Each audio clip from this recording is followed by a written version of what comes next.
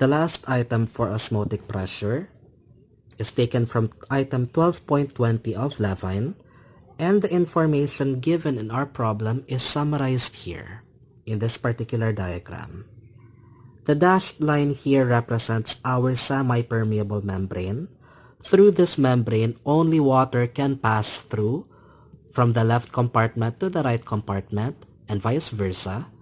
But our solute, in this case sucrose, cannot pass through our membrane from the right compartment to the left compartment.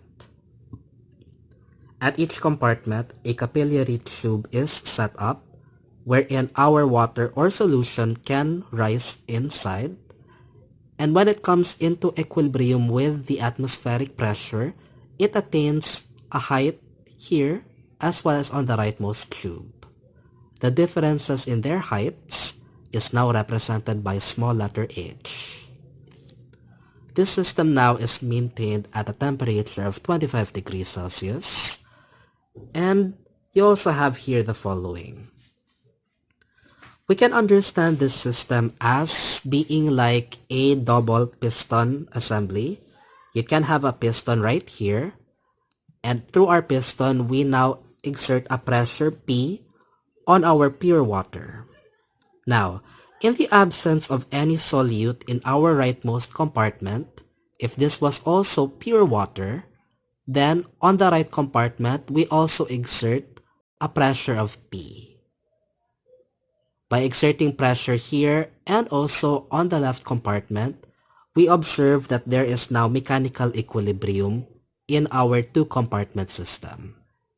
However, with the addition of our solute, which is 1 gram of sucrose, we observe now that we need to exert an additional pressure into our right compartment.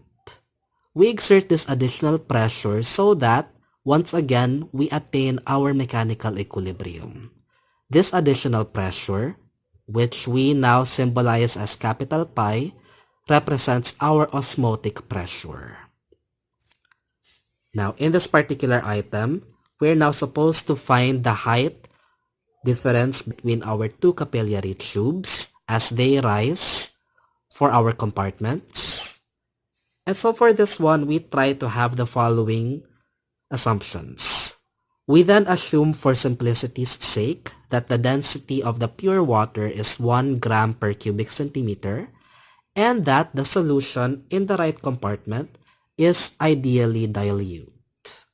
Meaning here, for ideally dilute solutions, that each molecule of sucrose interacts only with water, not with other sucrose molecules.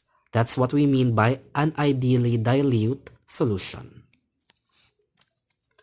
Now, given these assumptions over here, we can now try to compute the molar concentration of our solute B.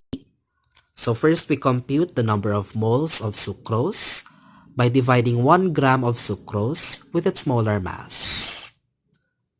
This is then divided by the mass of the water in the right compartment divided by the density of our pure water, which we assume is 1 gram per cubic centimeter. Now with this, we're able to compute the molar concentration of our solute B. The molar concentration is then found to be 0.0292 moles per liter. Now with our assumption of this being an ideally dilute solution, we can now use the Van't Hoff equation to compute for the osmotic pressure. The osmotic pressure is now given by pi equal to Cb times RT. So plugging in the values now, we'll get our osmotic pressure, the pressure that we have to add in addition to the original pressure P, so that mechanical equilibrium is reattained, and that is now equal to 0.715 atm. Now from our fluid mechanics, we remember this particular equation for your pressure. Pressure is equal to the density of the liquid times the value of G times the height. attained by the liquid. Plugging in the values here, the density of water, 1 gram per cubic centimeter, is also equal to 1,000 kilogram per cubic meter. Plugging in the values, you have H equal to 7.39 meters.